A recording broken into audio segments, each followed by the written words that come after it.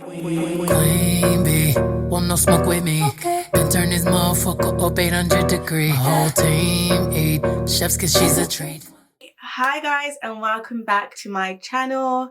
I am here with another book review. Thank God. I feel like I haven't done a book review in ages.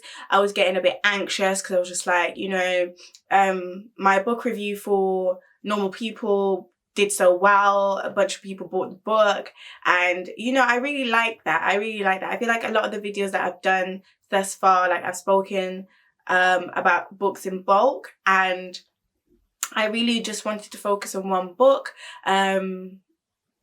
Just because I just want to talk about one book, you know what I mean? Like, is it every day 10 books? 10 books that will decolonize your mind, 10 books that are my fave. Like, it's not every day 10 books. Like, I just want to speak about one book. And obviously it's approaching the time that I'm going to be creating my summer reading list. I believe that I'll be releasing that mid-July maybe. Yeah, mid-July, because I'm a bit busy until the end of June, start of July. So I'm going to be what's wrong with you? I'm going to be creating my summer reads reading list, or summer reading list. And this book that I'm going to speak about today is definitely going to be on that list. I need everyone to go and read this book.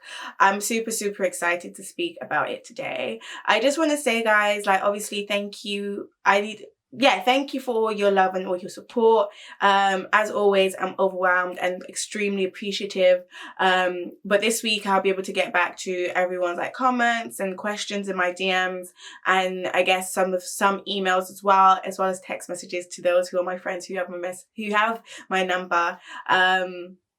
And who texts me regarding my YouTube channel. I'm also going to get back to you guys too. So whichever comes first, whether you watch this video and hear me say I'm going to get back to you, or whether I actually get back to you, just know a message is coming.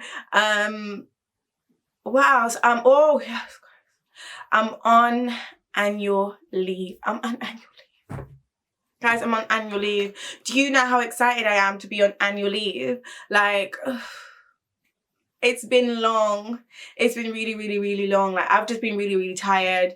And I really just need this time to recoup. Although I will be doing like business stuff in my 15 days off, I will just be sleeping and I will just be reading. And I believe will be celebrating my birthday, depending on how my birthday blues decide to play it, because I am suffering for a while. I do have really shit birthday blues. I get them every single year. Doesn't matter if my life is super exciting. Doesn't matter if everything around me is going well. It doesn't matter. Whenever it's like whenever my birthday is approaching, I start to feel really sad, and I just don't know why. I just don't get it. I just feel like isolate myself. I feel like sleeping. I feel like just not speaking to anyone and just telling everyone to piss off, especially when people are so excited, like what we do for your birthday. And I'm like, leave me alone. Leave me alone. Put money on my Monzo card and leave me alone.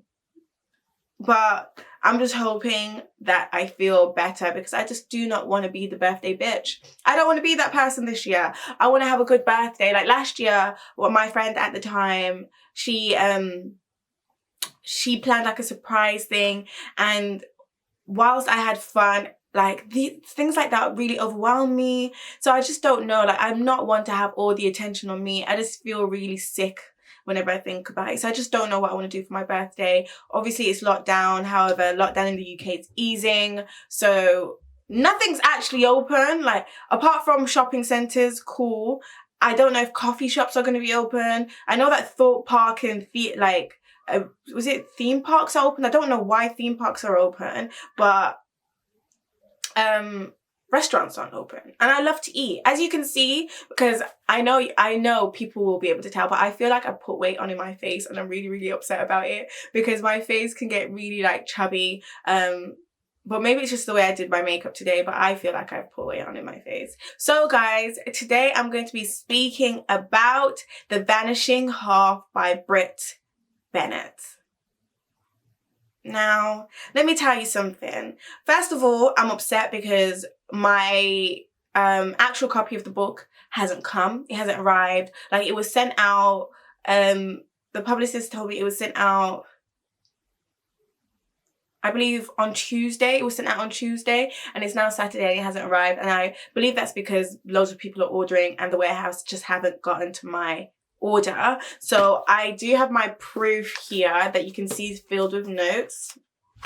I have my proof here, which is like a cute proof, but I do prefer, I prefer finished copies. Always, I prefer finished copies. And I will show you both the UK and the US cover. Obviously, I will be getting the UK edition. And guys, and I'm gonna tell you something. I'm not easy to please. I'm not easy to please when it comes to books.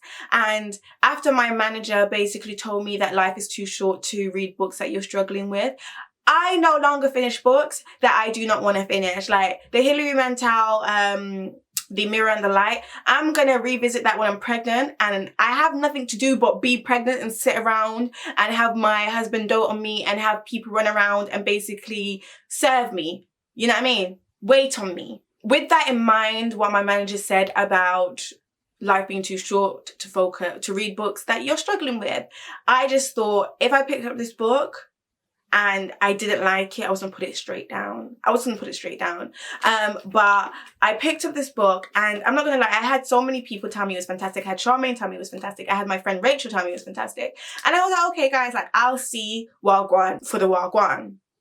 Because you know when the book's seriously hyped, and that's the mistake that I made with My Sister the Serial Killer. It was seriously hyped. I was so excited. I thought I was gonna read the best book in the world. And then when I read it, I was so disappointed that I can hardly look at the cover. However, anyway, we're not here to talk about books that we don't like. I've been chatting for ages. But yeah. Hey, so The Vanishing Half by Brit Bennett. Hey Brit. Obviously this is not your debut, but Brit, this book, I'm mad because it's a proof, but we'll work with it. Brit. No. I feel like I have to repeat your name a couple times. So whatever crack you put in the pages, whatever cocaine you put in the pages, I'm addicted. I am addicted. I did not that I didn't think I was gonna enjoy this book as much as I did. As I said, I'm very, very wary when people say, oh, this book is amazing. But when I mean this book is amazing, I mean that this book is amazing. Brit, you did that, baby. You did that. And I didn't want it to end. I was really upset when I got to my last 50 pages. And there's a thing that books do, or writers do, where so much has happened and you're like, oh my God, this is the best book I've ever read. This is what my life's about. This is my purpose. My purpose in life is to read this book. And then you get to your last 50 pages or your last 100 pages and the pace changes. And you no longer have a lot of pages. Am I making sense? I feel like I'm sounding mad, but the page changes and you're just like, wow, so you have to basically conclude this entire book in 100 pages and I have to be satisfied. And whilst I was satisfied, I was really upset that the page changed toward the end of the book. And I was just there no, I don't want it to end. This book is so cinematic. Have your film rights been bought? I have no money to offer, but I need to know. This needs to become a film. It's going to be a fantastic film. I speak it into your life, Brit. Charmaine, I speak it into life.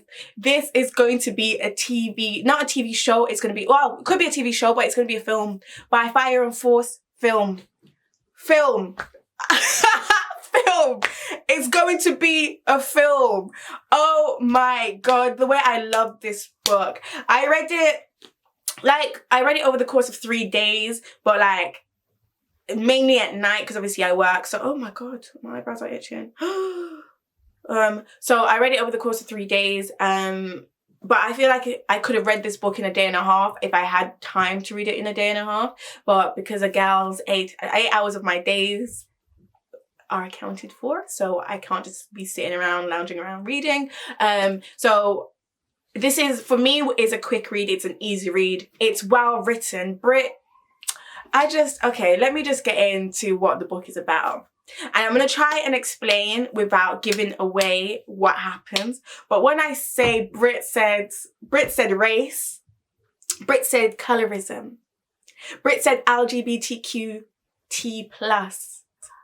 Brit says politics, Brit said feminism, Brit said domestic violence, Brit said I've got range. That's what Brit said. Brit said I've got range, and a book, any book, I can fill it with all of that and make it seem easy. Brit.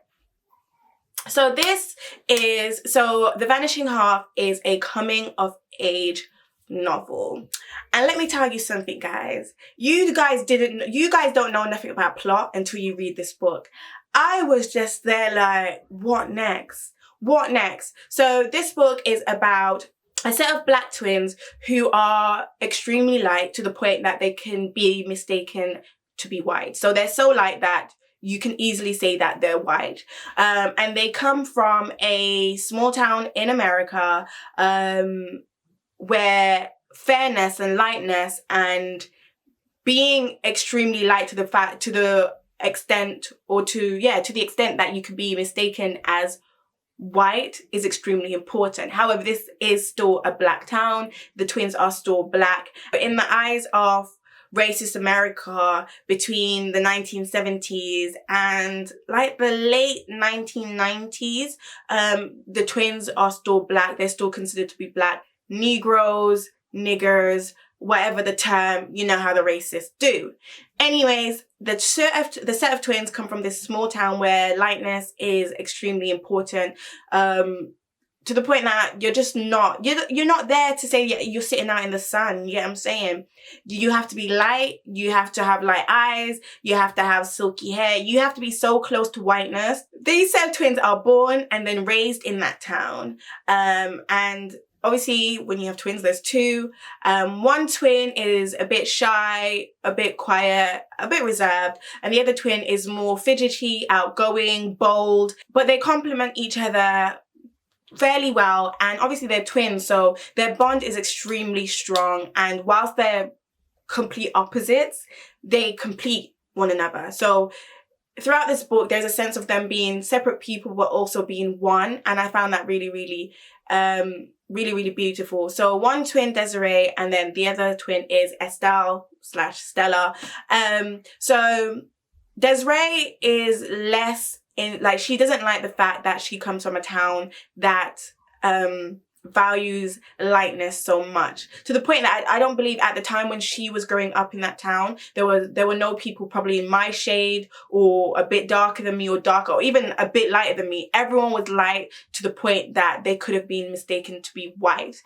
Stella, because the narrative starts with Desiree, it's difficult to sort of gauge what sort of character Stella is, but from what the Desiree accounts, it is a third person narrative, but it's very intimate.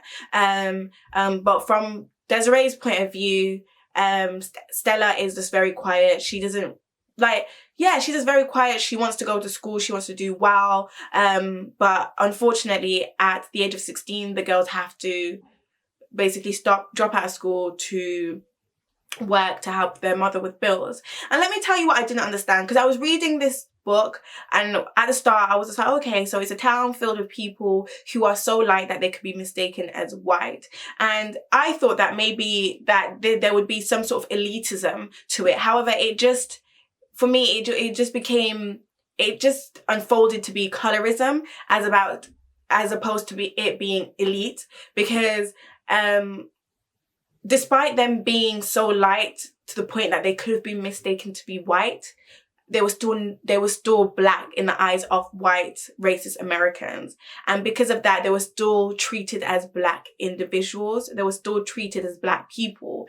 And that really annoyed me, because obviously colorism is a massive thing within the black community. And whilst it would have been much worse then, you still see it in today's society. You see colorism all the time. You hear colorist things, and it just pissed me off, because I was reading like, okay, if you guys are going to be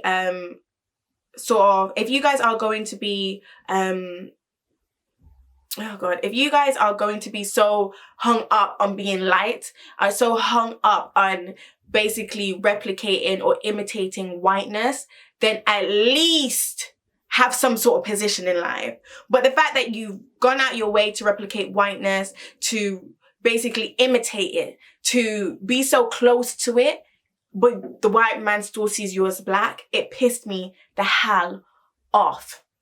Anyways, Desiree always wanted to leave this town, and Stella at the time, from Desiree's point of view, didn't seem bothered about leaving the town. She wanted to go to school, but obviously having to drop out, that hit her really hard, and there was like a shift in purpose at that time.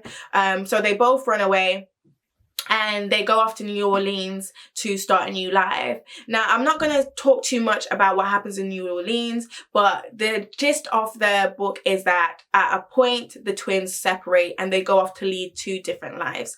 Now, Desiree is more, I guess, she accepts the fact that, okay, I'm light.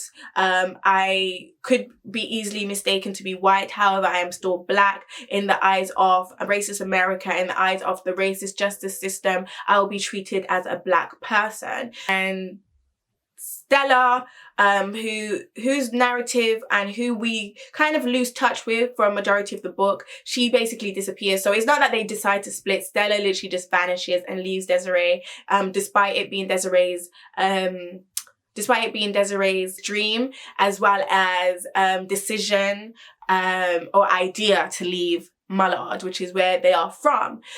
She just disappears, and like that, there's like a sense of loss that Desiree experiences throughout the entire book. However, the narrative sort of jumps from one character to another, and I really like that. Like, I thought that it was just going to be like a linear narrative where it's not, that there are multiple narratives. Yeah, there are multiple narratives that all tell a part of the story and sort of add to the build up to the end of the story. So we kind of focus on Desiree's life mainly, and what she ends up doing and where she ends up. Desiree does try to look for Stella, but she's unable to find her. So Stella goes off, and because it's really simple, or it's because she's easily mistaken to be white, she resurfaces as a white woman. And for me, what was really interesting is what whiteness meant, and to Stella, whiteness meant freedom. And there is a part in the book where the narrative basically flips over and it kind of follows Stella. And she has to keep this secret her entire life. She gets married, she has children, she has this entire community of rich, like, she's wealthy. She ends up being like a wealthy white-black or black-white. I don't even know what you call them. Trans-white? I don't know what you call them, but she pretends to be white.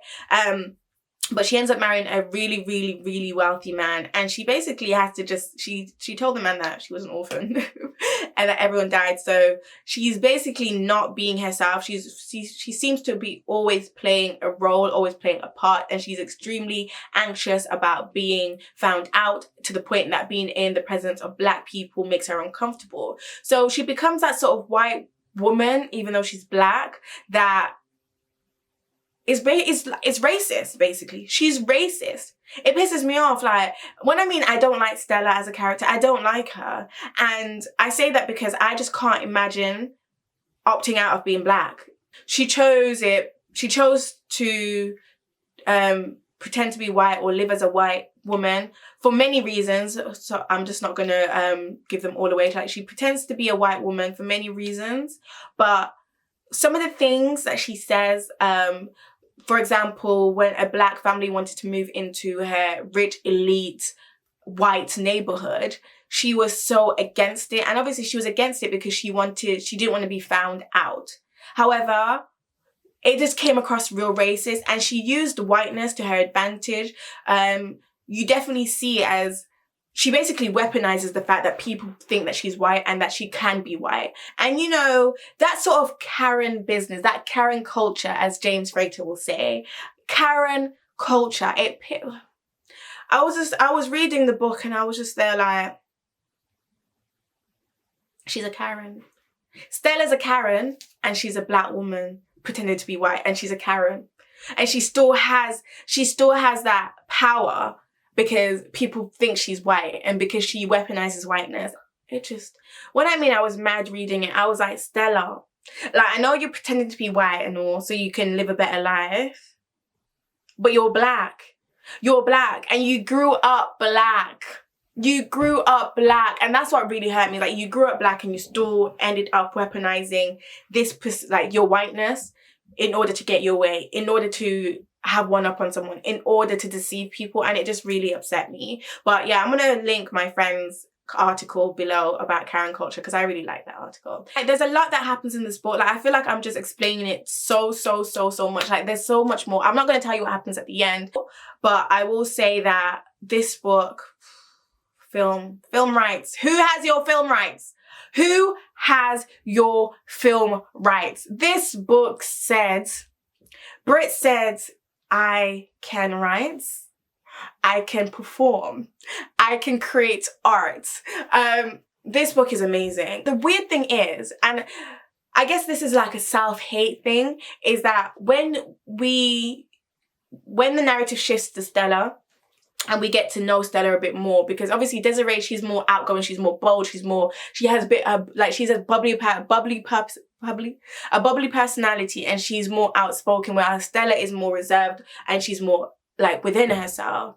And when the narrative moves to Stella and you learn that Stella was basically sexually assaulted by a white man when she was younger, the fact that she was basically mentally marred by with the memory of her father being killed by white men and shot dead in hospital. She was always, as a child, she always had terrible nightmares about white men dragging her out of bed and basically sort of raping her, killing her. And she always had these nightmares. Despite all of that, Stella still opted to be white. Not because, like, she thought that white people were good. Stella still opted to act white and live her life as a white woman, because whiteness for her meant freedom. And it made me really sad for her in places, because at time, for example, when she's having sex with her husband and she's basically explaining that, you know, she'll be having sex with her white husband who she loves so much, but at times she'd feel like it's a white man raping her and a white man having her way with her. And that really upset me, because I was just like, you actually chose to be white and you chose to live this life because you like, it equates to freedom, but it still doesn't feel like your life. You still don't feel comfortable because you know what whiteness is, and you know that for you, this is borrowed, this is an imitation. There's even a small exploration of the different, like, how a white child's brought up and how a black child's brought up. And obviously Stella's child, who is more white than she is black and who came out looking just white, Stella's child grows up to be this sort of rebellious child who, even if she doesn't make anything of herself, will always have her father's money, and just does anything that she wants to do. And Desiree's child grows up to be a doctor and grows up to be ambitious and grows up to be a go-getter. The book is amazing, guys. The book is amazing. And I need everyone to read it, because I need to speak to people. I need to speak to people about this book. I feel like I have no one to speak to about the book. I need to speak to people about the book. So can you guys just go and read it so that I can stop just sitting on the internet telling you guys how amazing it is? It's a fantastic book. And Brit, you did that. I am super happy I read this book. It's definitely up there. It's definitely a book that I will now recommend to people. I think the only downside to this book was the fact that a personal downside for me anyways, is the fact that I said that I wanted to read more narratives that was escapist, that didn't center around race, didn't center around, like, all these things, like our political and racial strife. And here I am. This book, read that. Read that. Read it. I loved it. I felt like there was this sort of Baldwin-esque sort of vibe. It's beautifully written, important topics, very relevant as well. And I think that's what was quite scary, was how relevant the topics were. Whilst the book started in the 1970s in a racist America, you still see a lot of that today, and that's what really scared me. And I feel like that is why it's important to read this book. But it's a fantastic read. Obviously, it's fiction. Brit Bennett is a African American, Black American author. I believe this is her second book. The first book, The Mother, was a New York Times bestseller, and she's a fantastic writer. I feel like everyone should read it, but I'm going to start going on about it because I just know this video is going to be extremely long. But I encourage everyone to go out and buy this book. I encourage everyone to read it, and then I encourage everyone to jump into my DMs and tell me what they thought about it. You're going to think that it's frustrating at times, you're going to think that it's romantic at times, you're going to think that it's sad at times, but honestly, this is definitely a book that you should read. That is the end of this video. I don't know if I'm going to upload next week because I will be celebrating my birthday next week, but I do plan on doing a review on the Book of Negroes, not Book of Negroes, oh my god, I love that book. The Book of Night Women by Marlon James. So I don't know if I'm going to upload that next week, but I'm also going to be doing my first vlog. I'm going to be doing my first vlog. I'm gonna do like a birthday vlog, gonna be 24, feeling old, don't know what I'm doing with my life, really sad, really happy, God's blessings, all of that kind of stuff. So I'll be doing a video like that. But if you are new to my channel, please like, comment and subscribe. If you aren't new, just like and comment and show your girl some love and go out and buy this book and read it. Put it on your TBR because honest to God, fire. This book is fire. And yeah, so I hope you guys enjoyed this video and I will see you guys in the next one. Bye. Chef's kiss, she's a treat. Ooh, she's so bougie.